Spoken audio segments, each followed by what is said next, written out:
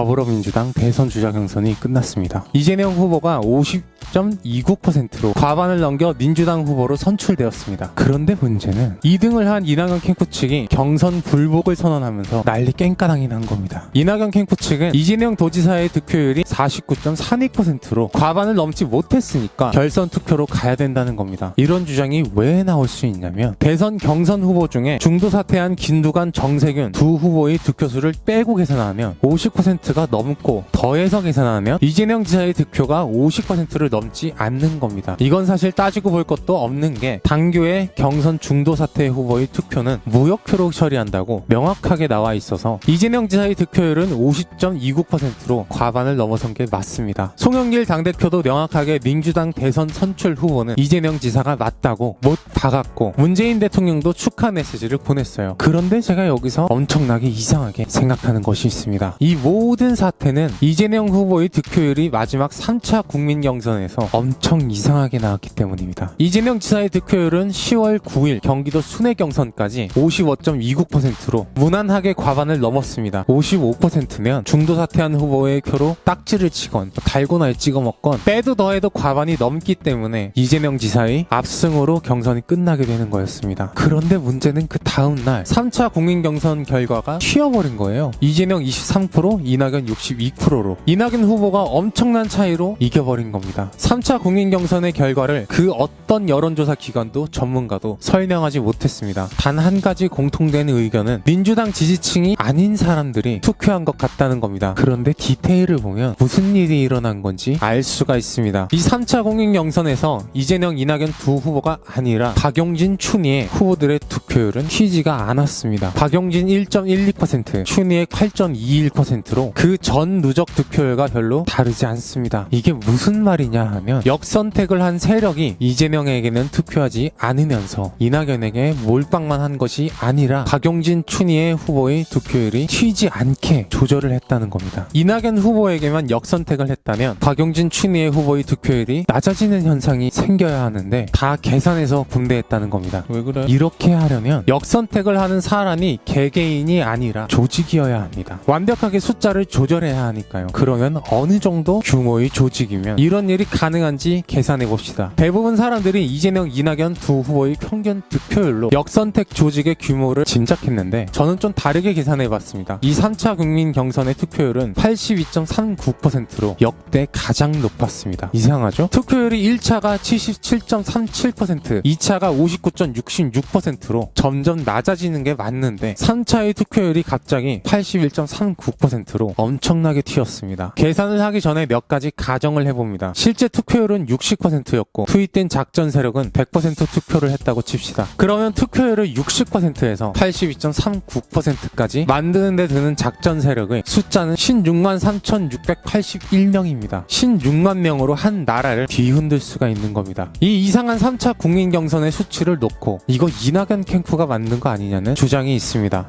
그러면 이낙연 캠프가 그렇게 원하는 대선 후보 결선 투표로 가려면 몇 명의 사람이 더 필요했는가 계산해봤습니다. 이재명 지사의 득표율이 49.99%가 되니까 딱 8,506명만 더 투표하면 이낙연 후보는 결선 투표로 올라가게 되는 거였습니다. 심지어 득표율을 낮추면 되는 거기 때문에 이재명 지사가 아닌 아무에게나 투표해도 분모가 커져서 득표율이 낮아집니다. 엄청 쉬운 작업이죠. 특별한 계산도 예측도 필요 없습니다. 그런데 박용진, 춘희 후보의 득표율을 움직이지 않으면서 역선택을 하는 정도의 계산을 하는 작전 세력이 겨우 10,000명이 모자라서 결선 투표를 만들지 못했다는 건 뭔가 이상합니다. 저는 작전 세력이 이재명 후보의 득표율을 51%로 만들려고 했다고 생각합니다. 득표율이 51%로 나와야지만 이낙연 캠프 측이 경선 불복할 명분이 생길 수 있고 이의제기도 할 명분이 생깁니다. 이렇게 경선을 깔끔하지 못하게 끝내야지만 이재명 후보와 이낙연 후보의 두 지지층이 결합하지 못하는 현상이 생기는 겁니다. 겨우 휴대폰과 주민번호 16만 개로 이재명, 이낙연, 민주당 두 후보의 지지층이 오징어 게임을 하게 만든 적폐 세력은 아직 건재합니다. 고아이뉴스 원재은이었습니다. 안녕!